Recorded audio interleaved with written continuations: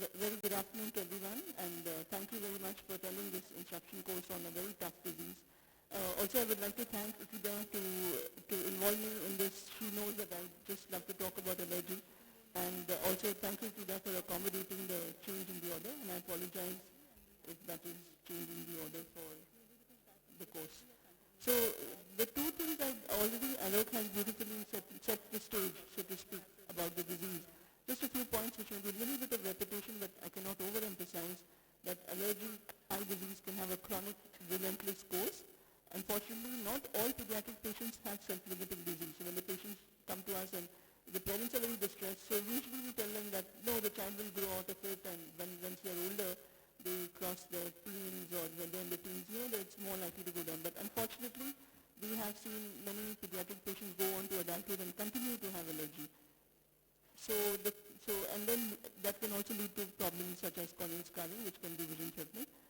So coming to the complications of this disease, the complications can range from as minor, just cosmetically disfiguring kind of problem. So you can have conjunctival discoloration, you can have, because of the intense eye rubbing, you can have dark pigmentation or dark circles below the eyes.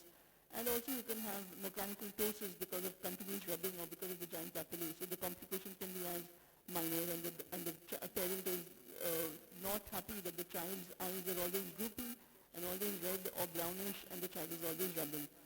But that too can be distressing for the patient, for the child, in their school, in the peer group, where they're looked upon as having different kind of eyes. So that too it's a mental part of it is also a complication.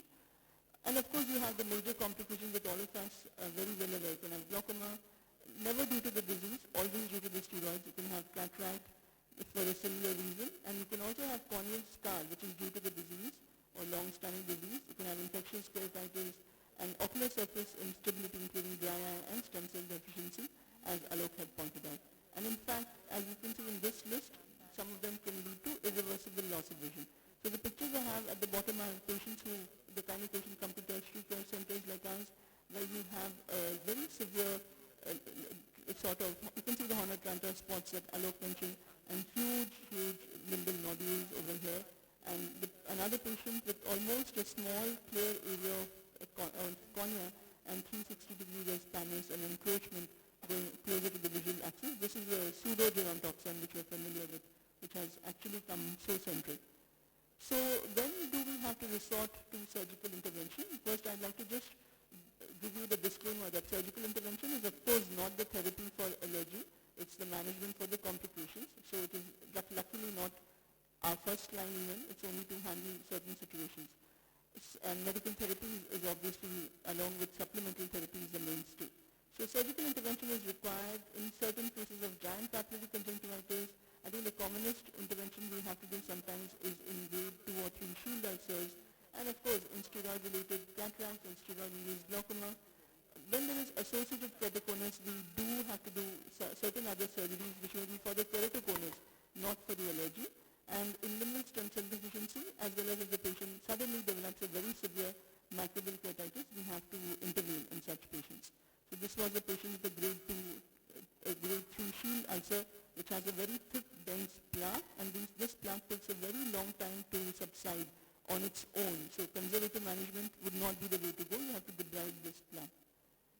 So how can we deal with giant papillary conjunctivitis? So the GPC part in UPC is very distressing. As I said earlier, it causes the ptosis, the mechanical ptosis, but it also is sort of a vehicle for permanent kind of changes on the cornea, and keeps on propagating the allergy. So one way to do that and to break the cycle of continuous eye rubbing for the child is to give sort of a pulse therapy of steroids. So you can give it as a supratarsal steroid injection. So for this technique we use a 26 or a 27 gauge needle, and find the space, that is when you fold the upper lid, you can find the space just at the end of the tarsus muscle, and very simply and quickly inject about 0.4 to 0.5 cc. You can't really get 1 cc in there, you may get half a cc. Here somehow it's possible. You can just slowly inject this. So for children, I always do it under general anesthesia. For adults, you can do it under topical also. I thought it would be very painful, but over the years I've been doing it, and it's not that painful. For adults, I very rarely do it. Most of the time it's in pediatric patients. Here's another case where what I was trying to show then you might sort of have just the extravasation. It doesn't go into that space that you have. So here's another site chosen because the earlier site was not successful. It is not going in the correct space, and here you can slowly inject. If you're in the tarsus muscle, you get a lot of resistance. It won't go through. You just have to be at the fold or just below the tarsus. So that's why it's called, this is a flipped lid, so that's why it's called supratarsal injection. So it gives dramatic results. You can use a long-acting steroid, but the caveat is that you have to be very, very sure that the patient is not a steroid responder because you're going to leave it there. So I generally tend to be very timid about it, and I use methylprednisolone because its steroid response is in between dexamethasone, and which is very less, and triamcinolone, which is more sort of semi-permanent. So methylprednisolone, you have a short spike if you have steroid response, and then it gets better. You don't have to excise it. Unlike triamcinolone, if there is steroid response, you don't even have to excise the drug.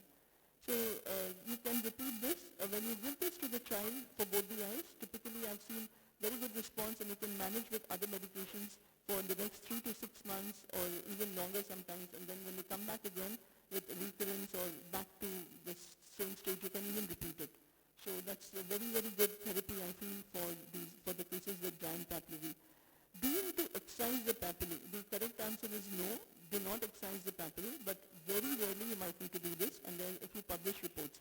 So initial report just talks about the simple excisions or doing cryoablation, which is just applying the cryo probe onto the GPC and hope for it to regress. But then it has been associated with recurrence in a large majority, and this was a study published with just 17 eyes.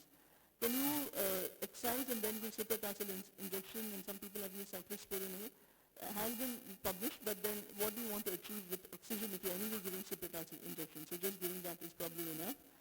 Intraophthalmicin C has also been used.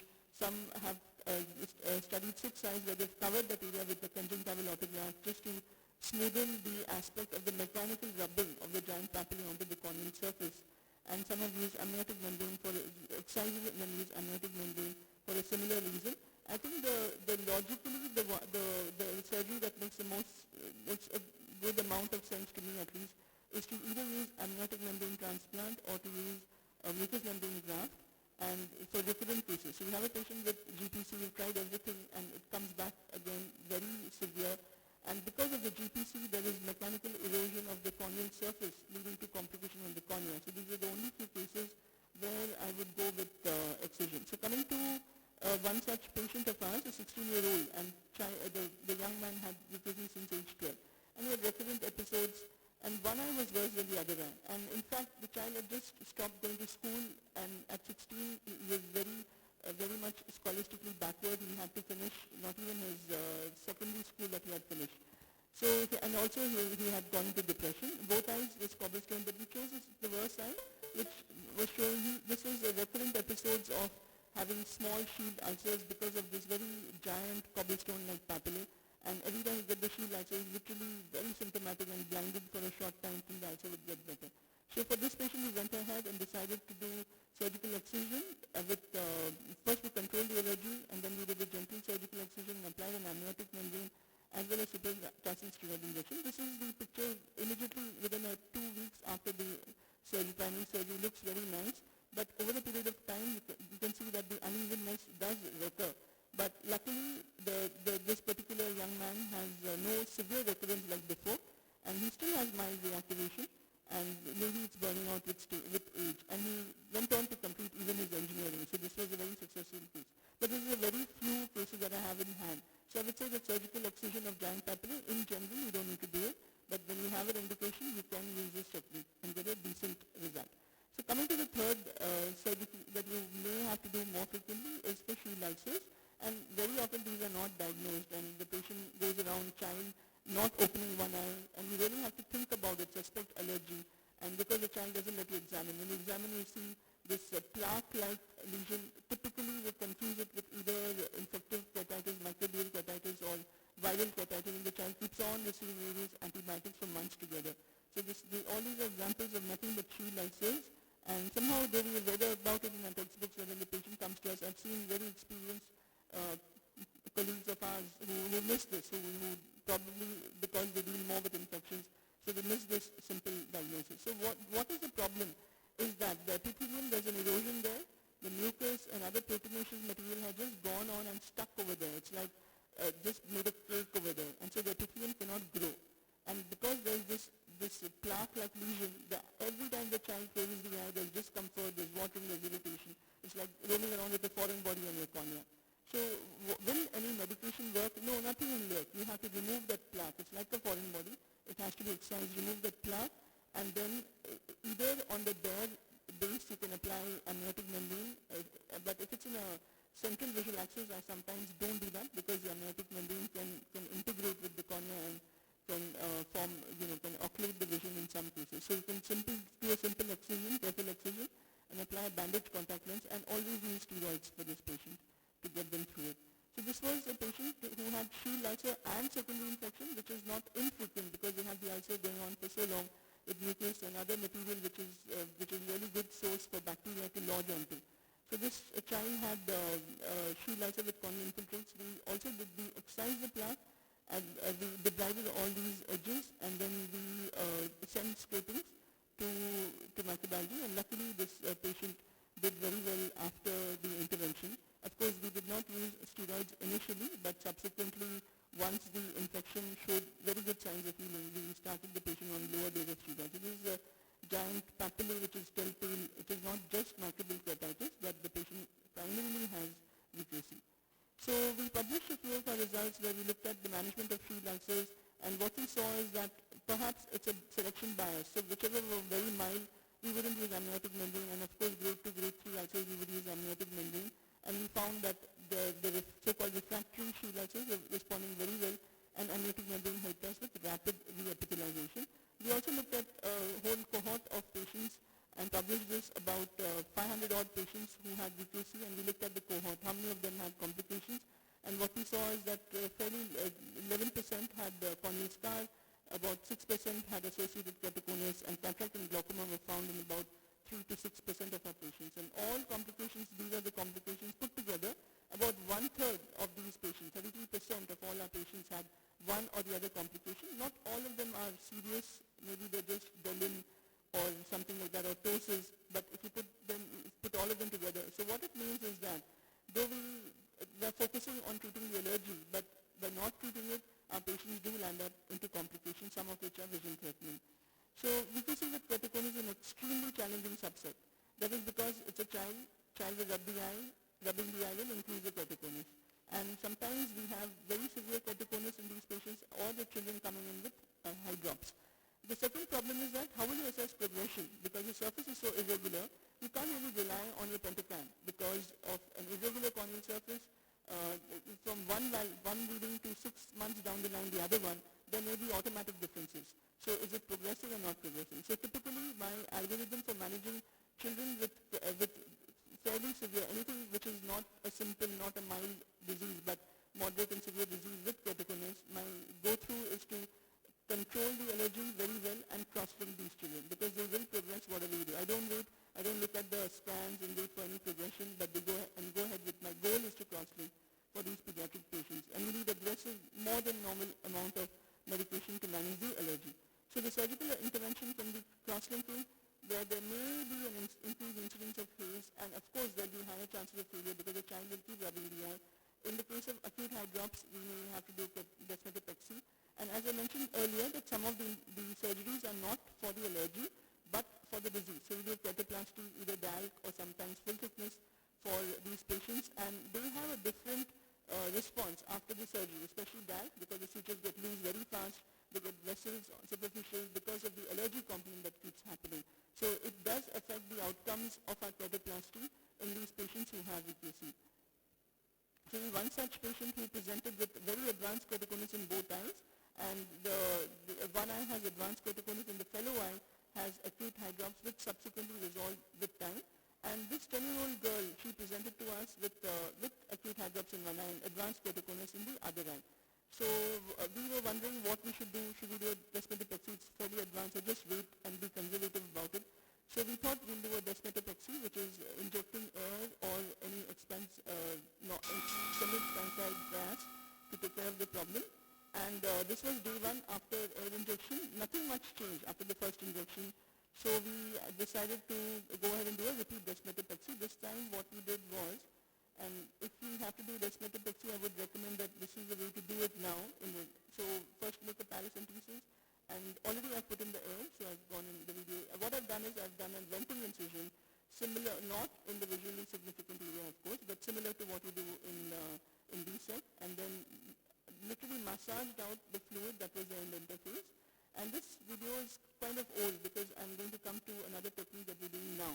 So earlier days, this is what I would do for most of our high drops children, and carefully massage it, and then just in the interest of time. And then finally, once most of the fluid is out, do a full chamber fill, and just like DSEC, wait for 5 minutes, 10 minutes, and then decongest. You've already done a surgical PI, decongest the air a little bit so that you don't end up with a pupillary block or raised pressure. And so this child did very well post-operatively with the contact lens, got 20/50 vision, but and the fellow eye cross-linked. But very recently, just this year, finally I did the photoplasty for this child this year, and she continues to do well. So maybe if I can just talk about the compression sutures. So this is a very exciting revisit of an old technique that we've been doing now. So we know that there are compression sutures that we do along with desmetapexy. We used to do that for some patients, but I was never very happy and I never saw the logic of doing it. I thought that desmetapexy is enough, although there were some cases where desmetapexy wouldn't work. So my colleague Dr. Sunita Chauras here, what she decided to do is in certain cases to do a different technique of compression sutures where we do a paracentesis and just fill in air into the anterior. This is the patient with high drops. Fill in air into the anterior chamber, not to attach the deciduous membrane, but just to keep the AC formed. And based on the air which you roll into the eye and see where the desmet break, you decide on your compression sutures. So the background is a partial air fill in anterior chamber. And it was literally like magic. So the first case I did when she guided me how to do it, it was a child with similar disease. I could see reduction in the corneal edema an hour after surgery, and within 1 week the edema had completely subsided, the decimals had attached itself. It may not work in all cases, but definitely the rapidity of resolution is faster than what we were getting with desmetapexy. So we have published this initial 3 cases just recently. It had to go through a lot of reviewers. They were not convinced about our technique, and you really have to read this article to get convinced about. But till you do a case, you won't understand how well it works. So I'll share this some other time, but I'll just ask you to go through this from literature. And so we are now enrolling the patient into a study and trying to look at this, and maybe later compare it with simple desmetapexy. So my last couple of slides. Should I wind up? We have a lot of time, ma'am, because we have to talk, so we have time. Please go ahead. Yeah, I'm sort of standing in for Dr. Sangwan also. So ocular surface and stem cell treatment is something that we have developed. And we know that chronic limbal inflammation which happens in patients with chronic UPC, all that nodules that we see at the limbus, what they're doing is that they're knocking down the limbal stem cells. They're creating a very unhealthy niche because limbus is where the stem cells reside. And eventually the stem cells will die, and about 30% patients in the series that they had studied, Josh also who didn't make it studied, showed that patients with allergy would have stem cell disease, either partial or complete or whatever. So very early on when I first joined and I worked with Dr. Sangwan, we published our results in 2005. He had, in many of his cases of limbal stem cell deficiency where he had used cultivated stem cell transplant, when he had started that, he had used it in 2 patients of VKC also, and he had seen remarkable results. Of course, it was a bilateral disease, so he had to take cultivated cells from the donor, from one of the parents. And based on that, subsequently they went on to do even select for patients with stem cell disease following VKC. And recently also we reported a case of where we have done something different. Patient with LSD, that is limbal stem cell deficiency, which was the end result of a bad allergy. So when we did the photoplasty, we did a donut amniotic membrane for these patients. So there are a lot of add-ons that you can do to rescue the eye once they land up into stem cell deficiency, and looks like it seems to be the same way in which the limbal stem cells are getting knocked down, because the therapeutic part of it resembles what we use for other patients of limbal stem cell deficiency. Proving our point that there is stem cell deficiency that can occur due to the chronic disease in VKC. So glaucoma is no different. It is steroid-induced glaucoma. There is really nothing except that it's a pediatric patient has allergy, and then the patient has glaucoma. So and this is of course obviously due to increased usage of potent steroids. So we have to be very, very careful and limit our use of potent steroids. Most of the time it's not the ophthalmologist, it's usually the family or the parents, or because they wouldn't know otherwise, and the child has been using the drug for years and years and comes to us with either glaucoma or with a cataract. And it's not extremely difficult to manage the glaucoma, but it's extremely difficult to manage the allergy because the allergy was steroid dependent. That's why they were using the drug. It's not that they just liked it, but the minute they would stop steroids, they get a bad allergy, and they tried everything else already. So what do you do for them? So you put them on oral medication. You even put them on oral steroids, because the logic is that although topical steroids are the culprit for the glaucoma, oral steroids do not raise the pressure as much, or maybe not actually. So we of course monitor the pressure, and then we switch them on to other agents, not steroids, but you can use cyclosporin, or you can use methotrexate or mycophenolate, because we use them anyway for our other patients with chronic diseases like uveitis and so on. So we have a rheumatologist, or you can use it even with a very good physician, with the help of very good physician or pediatrician. So glaucoma filtration surgery, the results my colleague Sirisha published recently, and so the results are good, the outcome was good, but the problem was, and the tragedy was, that by the time 1/3 of the patients were already in advanced cup-disc ratio in these patients. They were literally, by definition of blindness, they were bilaterally blind literally, and 1/3 of patients that she had, who had glaucoma after VQC, they needed surgery. So once they get glaucoma, it seems that the rapidity with which it progresses is very bad. And in cataract, again, not really very different. The outcomes are reasonably good with PCO, as you can expect in young patients. The only thing that's challenging is the IOL power calculation, because the ocular surface is very poor. So I just want to show you one example where the IOL power was calculated and the power was as -2, whereas the standard. So what our technicians tend to do is that whenever they have an ocular surface which is irregular, the miles are irregular, they just use a standard proof. For them, everybody in the world, every human being in the planet has 44 diopters in standard proof, so they just put that and give the IOL power. So the standard proof, if you are just in a busy OR list, just look at standard power and put 14 diopters, you have been way off target, because in this particular case that I had, the IOL power is actually -2, so we use the oculizer, or we use a central part to get the miles from the central portion, and then so remember that the IOL power calculations can be erroneous because of the ocular surface. That's all you need to remember, and it becomes even worse if it's a keratoconus patient, which it was in this case.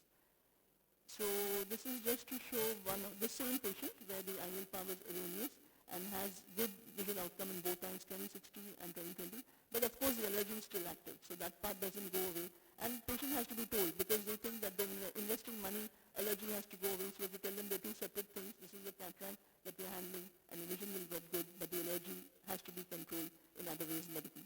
Thank you very much. Thank you once again.